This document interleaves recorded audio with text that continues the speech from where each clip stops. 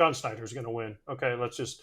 I know you like to forget about the team up north, Ken, but John Schneider's going to win. Okay, he's going to win this award just because they're in the AL East, and everyone's going to look at him and say, "Oh, the Yankees and Red Sox, but the Blue Jays."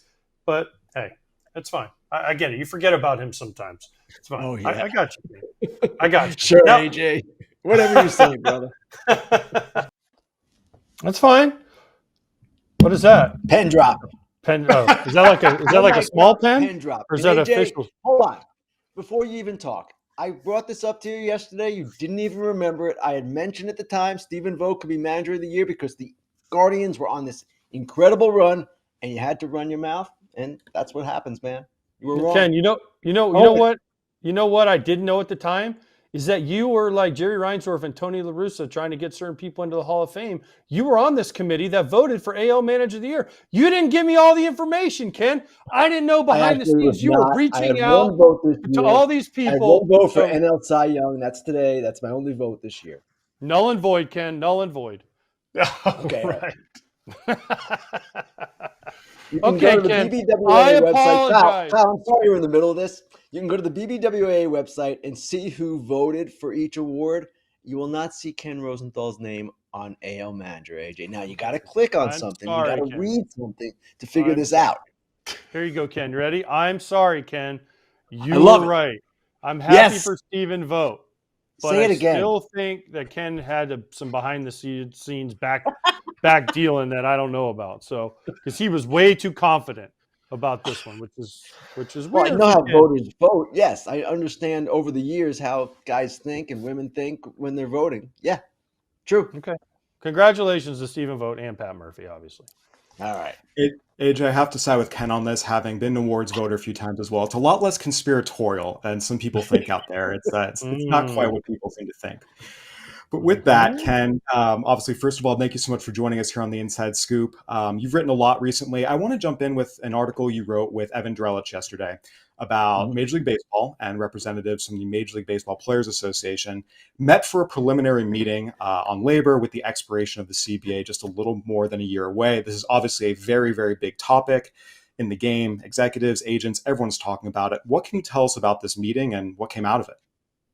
Kyle, I don't know that I can tell you a whole lot about what happened at the meeting. Basically, the story is that a meeting took place, and we determined that because of the nature of these negotiations in the past, the acrimony that has existed over the years, we determined at The Athletic that alone was worth the story, that they've met and that whatever happened, but at least there is some conversation. Now, I was told this morning that there's more conversation that goes on than we think. Maybe, and that's fine, but this was a formal meeting, and again, I don't expect that anything substantive happened at it, but the mere fact that they're talking, we determined that was a news story, and that's why we wrote it. So is it a good sign or a bad sign? I don't know that it changes, Kyle, the tenor at all. This is going to be what it is. We all know what's coming. A lockout is coming.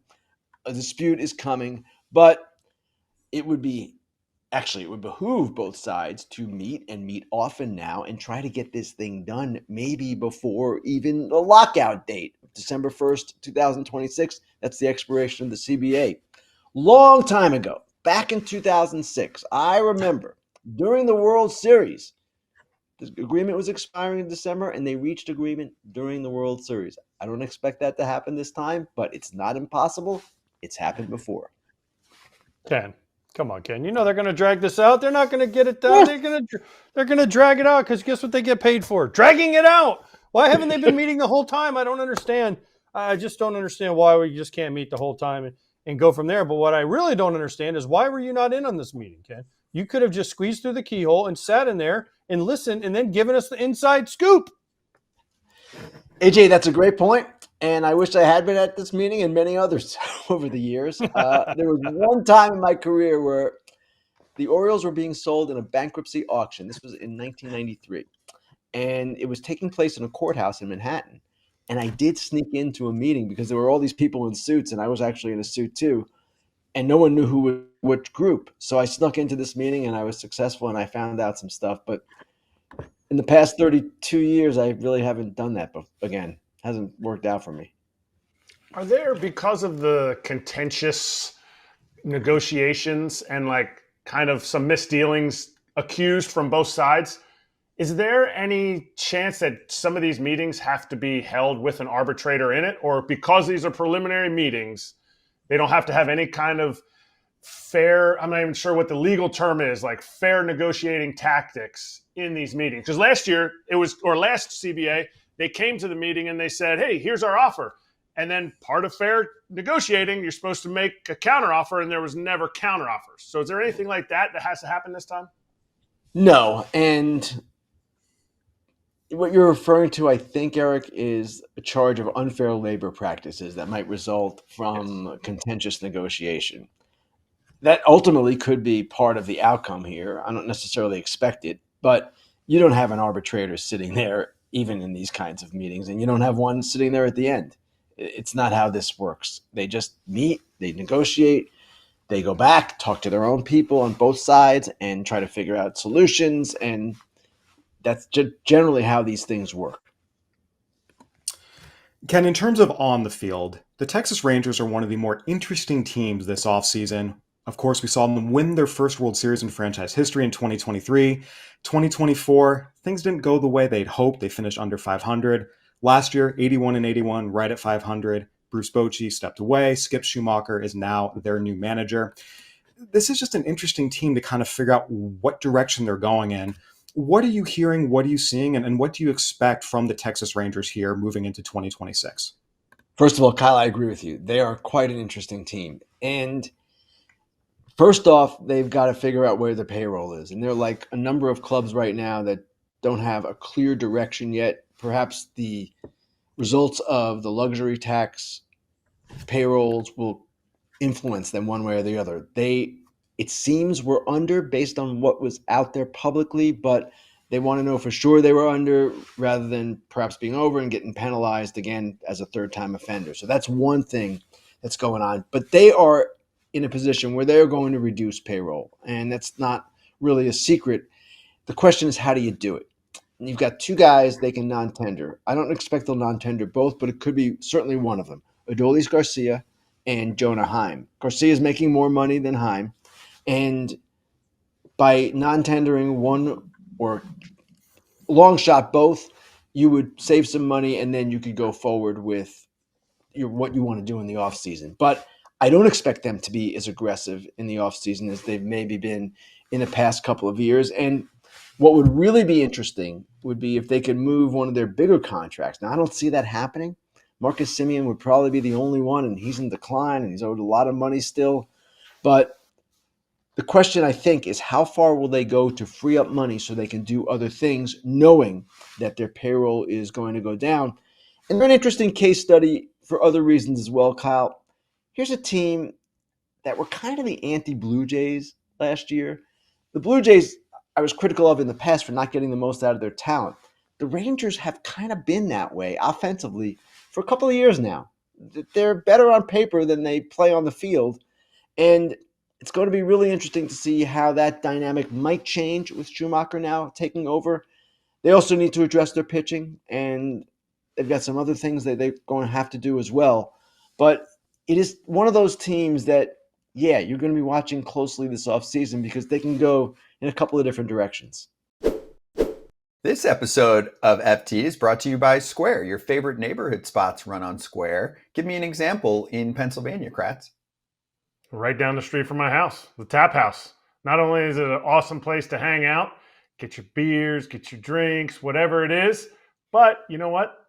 The company has the simplicity of Square, and they give back to the community with 10% of all the proceeds that they bring in going back to community projects. I love it. Sports and sports bars are so good at bringing together local communities, and you can actually take this ad as an excuse to go support your local spot and have yourself a day or a weekend in the neighborhood. Square is a proud partner of more than 4 million neighborhood businesses around the world. These businesses are what make the neighborhood the neighborhood. So visit square.com/go/foul to learn more.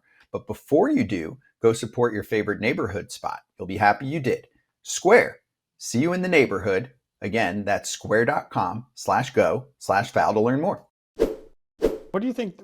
I mean, yes, they can go in a couple of different directions, but then you have like the Twins who are also saying, "Oh, we could try and compete, but we don't know yet." Like, when do you know? You should already know, right? Because I'm with that's you, what AJ. like the Rangers know what they're going to do. They know who they have under contract, and they know what they need. The Twins know what they need. They traded their whole team away, so now they're going to say we're going to try and compete. So now we have to buy all these guys. Like, that's what I don't understand. Like, when do you know as a team? January 1st, after the winter meetings? How do you not know? Like, you should know AJ, last year I'm what with you're you. doing. And I hear this from a couple of teams, or a number of teams, actually. The Twins are one of them, that we don't have our budget yet. We're not sure exactly what we're dealing with. That's an ownership call. Ownership has to make that decision where they are with the budget and how much they're going to allocate for Major League payroll, all of that. Now, the Twins are really interesting as well, because if you read Dan Hayes' story in The Athletic today, and you see Derek Falvey's quotes. Derek is the president of baseball operations for the Twins. He is basically saying he wants to compete. He doesn't want to go backwards anymore. He wants to go and add to this team. They have talent. They can build around Pablo Lopez, Joe Ryan, and Byron Buxton for starters. And that's a pretty good nucleus of players that he can build on. But will they continue what they did at the deadline, which is just tear it down? And here's an ownership group that just took on 2 minority investors. A big part of that, their thinking, was to help pay down the debt, have the minority investors, the money that they're infusing into the organization, pay down their significant debt. But how about putting money back into the team at a time when you've also, like the Rangers, hired a new manager, Derek Shelton, and at a time also when your fans are as alienated as I can ever remember Twins fans being? And maybe I'm a victim of recency bias here, but I don't remember the last time Twins fans were this disaffected with their team. And 2002 contraction. that's a long time ago. Okay, that's fair, but that's a long time ago. And the way to get fans back is to show you care about the product on the field, and that's what's been lacking the last couple of years. Do you believe them when these teams say it? Because these teams are owned by billionaires who run businesses. If the billionaire was going up to the last month before the fiscal year and said, just not sure our budget, they're setting their budgets sometimes years out in advance. Do you believe these teams really don't know their budget, or is it just the, hey, we're putting on the face of we're not sure how much we're going to spend, free agency, sorry, you're not going to get a lot of money? Eric, it's a curious thing to me, and maybe you're right that it's a masquerade to show the players, hey, we don't know exactly what we're going to spend, and you shouldn't be too excited. I don't know. But when you hear the baseball operations people talk about this particular kind of situation, that we don't know our budget yet, I don't believe they're lying. For whatever reason, maybe ownerships are just taking stock of what happened in the season and trying to figure out where they are and not entirely sure yet. But you're right. It's November 12th here. Offseason has started. Free agent market is open. The winter meetings are a couple of weeks away. Let's go. And I would anticipate that even for a team like the Twins that has had off-field things going on, right, left and right, the ownership situation with the investors coming in, the firing of a manager, they can get to the budget at some point soon. You would think, if they haven't gotten to it already. I know how to get under the budget. Have a guy sign a $16 million contract that you didn't know he was going to pick the option up, and he could be worth $50 million on the market. Can you talk about the Shane Bieber, not fallout, because I think it's awesome for him if he's happy, but what you've heard from executives, other teams around the league about him accepting what we feel like is below market? Yes, I wrote about this yesterday, and I've heard consistently from executives since he decided to pick up his $16 million player option that this was one of the more stunning decisions they've seen, a bizarre decision, a baffling decision by a player who just came off Tommy John surgery, 18 months removed, but was very successful for the Blue Jays in the time that he pitched. And effectively what he did was take a 1-year, $12 million deal because he had a $4 million buyout if he declined the player option. So it was curious to a lot of people, and it remains curious. Now, Shane Bieber hasn't really spoken publicly at all about this yet, what his motivations were. We do know that, like I said, he is 18 months removed from Tommy John, and it's a process. And he obviously was comfortable in Toronto, happy in Toronto, like all the Blue Jays players were, and their families. That's a big thing. And maybe that was a huge part of his decision. But he could have turned down the player option and perhaps negotiated a better deal with the Blue Jays. One question that has been raised by the executives was or is, okay, is Shane Bieber entirely healthy? Is there something going on there? There's no indication of that. And if you remember in game 4 of the World Series, he pitched really well, 5 1/3 innings, 1 run. That was it. Game 7, he pitched in relief. He gave up the homer to Will Smith, but he was pitching on 3 days rest. It was his first relief appearance since 2019 at the end of a long grind for him coming off Tommy John surgery. I wouldn't say that indicates a physical issue. But again, we don't know exactly what his thinking was. But as I wrote, until we hear from him and get a better read on this, there's going to be a mystery about this. And it just remains curious to a lot of people that he did what he did. And people say, oh, it's great. He took less money to stay in a place he loved. Yes, I get that. But he could have stayed in a place he loved and probably gotten more money. And he certainly could have gotten a lot more money someplace else, assuming he's healthy. So while we all would love to paint this as an altruistic act of loyalty, and maybe it is, I'm not so sure that's the case. It just seems that there may be other things going on here. Ken, speaking of former Cy Young Award winners who pitched for the Blue Jays last year, Max Scherzer, you spoke to him. He says he wants to come back. He's 41 years old, and look, he's a first ballot Hall of Famer, one of the greatest pitchers of his generation. He also had an ERA over 5 last year. He has not thrown 100 innings either of the last 2 seasons due to injury. Realistically, what do you expect Max Scherzer's market to look like? That's a great question. Last year, Kyle, he earned $15.5 million from the Blue Jays, and that was probably an overpay based on what happened, right? He did pitch great in the World Series. Maybe it was worth it for that alone. But I would expect he's probably a 1-year, maybe $10 million guy. Maybe it's 15 again. I don't know. But the dynamic with him is interesting. Do the Blue Jays want him back? Do the San Francisco Giants, under his former pitching coach at Missouri, Tony Vitello, want him in kind of a pitching role, obviously, but also a leadership role, kind of as a buffer between the players and Vitello, or a guy who just explains, hey, this is how this guy thinks. He kind of serves as his advocate in the clubhouse. That would seem to me to make a lot of sense if you're the Giants. So I do expect he is going to pitch again. He says he's healthy. His thumb issue is behind him. The question is where, and the question is how much.